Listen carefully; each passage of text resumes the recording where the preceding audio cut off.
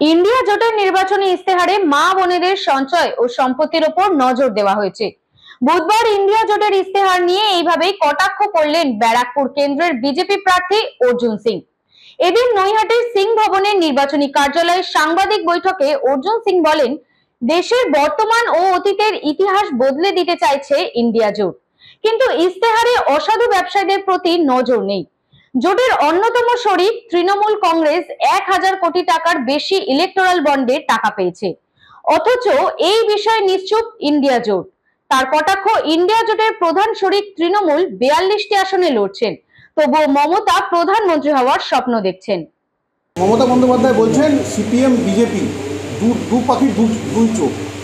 কবে উনি কাকে বন্ধু বলে দেন, কবে কাকে ফিশ ফ্রাই খাওয়ান, কবে কার বিরুদ্ধে বলেন, কবে গিয়ে মিষ্টি পাঠান, কবে গিয়ে কাপড় পাঠান, সেটা উনি ঠিক করবেন, আমি কি করে বলব। কালকে মমতা ব্যানার্জি প্রকাশ্য মঞ্চ থেকে বলেছে রেশন কিনে দিচ্ছে 12 লক্ষ কোটি টাকা কেন্দ্র সরকার আটকে রেখেছে। কি কিনে দিচ্ছে? রেশন দিচ্ছে, ফ্রিতে রেশন দিচ্ছে। উনি কবে আবার ফ্রিতে রেশন দিন? কালকে প্রকাশ্য মঞ্চ থেকে উনি মিথ্যা কথা বলেন, সবাই জানে।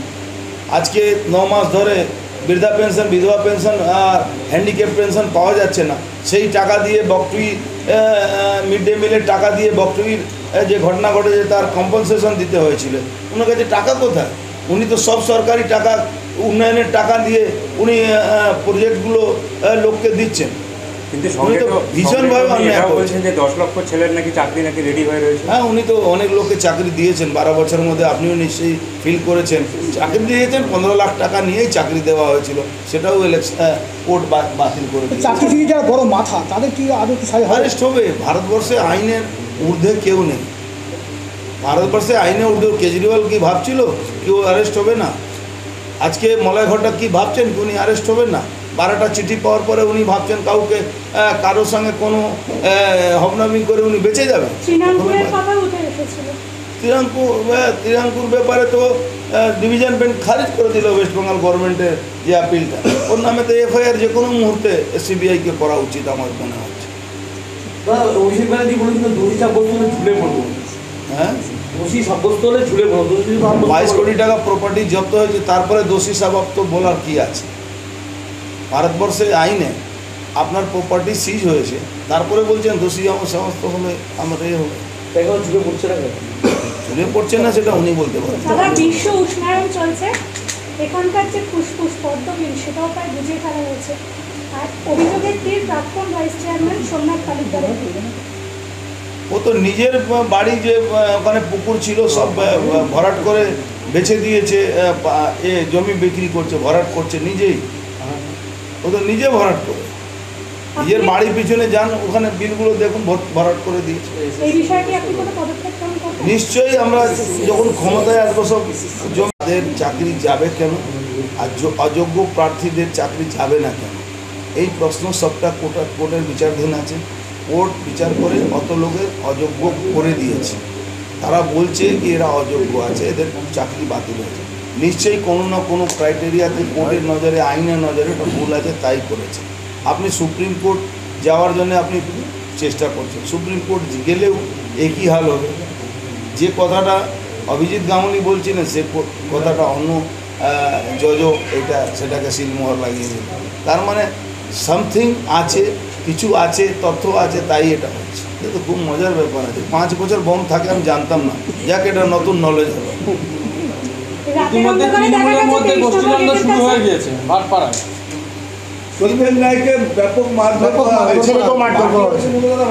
তৃণমূলের বললাম তো, তৃণমূলে কোন তৃণমূল সঙ্গে লড়তে? পার্থ ভৌমিক আজ পর্যন্ত বিজেপির সঙ্গে লড়াইতে নেই, ও তৃণমূলের সঙ্গে লড়াইয়ের মধ্যে আছে।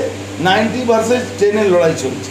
ভাইস চেয়ারম্যানের বিরুদ্ধেও তিনি সরব হয়েছেন, বলেছেন নিজের গাড়ি পৌরসভায় খাটান, অ্যাম্বুলেন্স চালান। এটা কোনো নতুন কথা না। ও বিল তো ভাইস চেয়ারম্যান তুলে, প্রত্যেক মাসে বিল তুলে।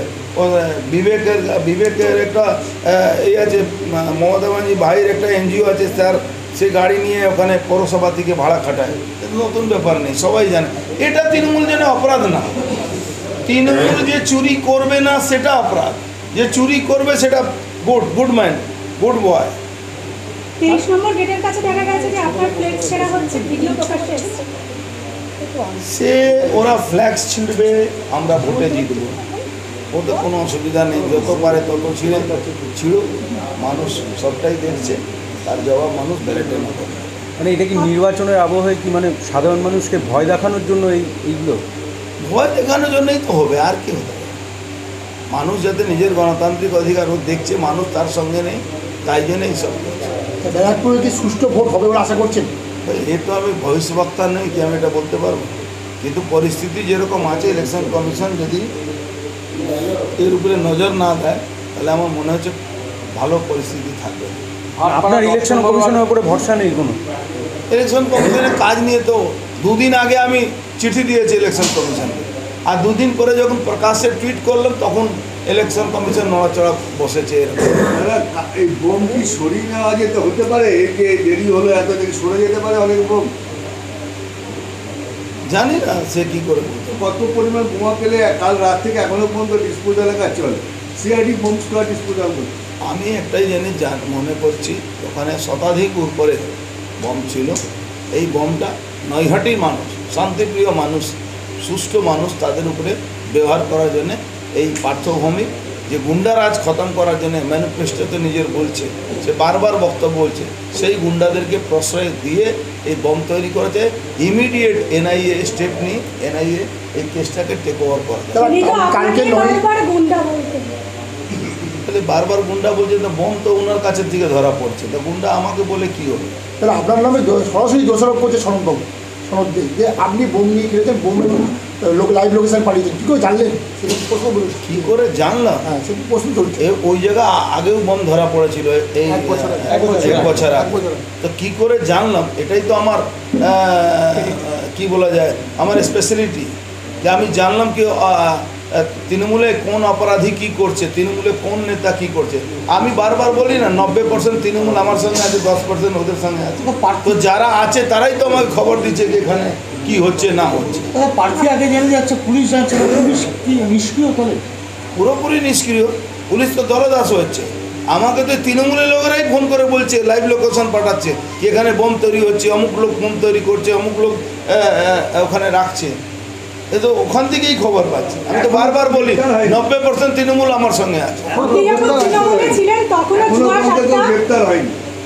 গ্রেপ্তার করিনি তো, কিন্তু গ্রেপ্তার করতে হবে। কেসটা এনআইএতে যাবে, এই কেসটা এনআইএ টেক আপ করতেই হবে, কেন এটা এক্সপ্লোসিভ অ্যাক্টের এফআইআর হবে। তৃণমূলে ছিলেন তখনও আপনি সরব হয়েছেন, এখনো বারবার বলেন জুয়া, সাট্টা, বোমাবাজি সবকিছুর আখড়া এখানে রয়েছে, সব মিলিয়ে কি বলতেন আপনি?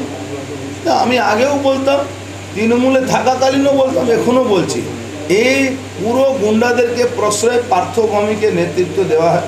সমস্ত গুন্ডাদেরকে কাউকে পঞ্চায়েতে টিকিট দিয়েছে পয়সা নিয়ে, কাউকে মিউনিসিপ্যালিটিতে পয়সা নিয়ে টিকিট দিয়েছে। তার প্রতিফলন আজকে মানুষকে এক্সটর্শন দিতে দিতে আজকে রেল কোয়ার্টারের অবস্থা কী আছে। রেল কোয়ার্টারে যে মানুষ যখন রিটায়ার হয়, রেল কোয়ার্টার খালি হয়, সেখানে বম মজুদ হয়, সেখানে জুয়া খেলানো হয়, তো ওখানে সাট্টা খেলানো হয়, তো ওখানে ইললিগাল কাজ হয়, ওখানে কি বলা যায় আপনার মহিলাদেরকে নিয়ে কাজ করা হয়, খারাপ কাজ করা হয়, এসব ওখানে করা হয়। তার নেতৃত্ব এরা দেয়। তৃণমূলের ঠ্যাঙাই বাহিনী যদি না ঠেকানো যায় তাহলে ভোট থেকে সুষ্ঠু হবে? দেখুন, সবটাই একটা শেষ টাইম আছে। পিঠের যখন দেওয়ালে পিঠের পিছনে যখন দেওয়াল এসে যাবে তখন সে তার রিয়াকশন বুঝবে।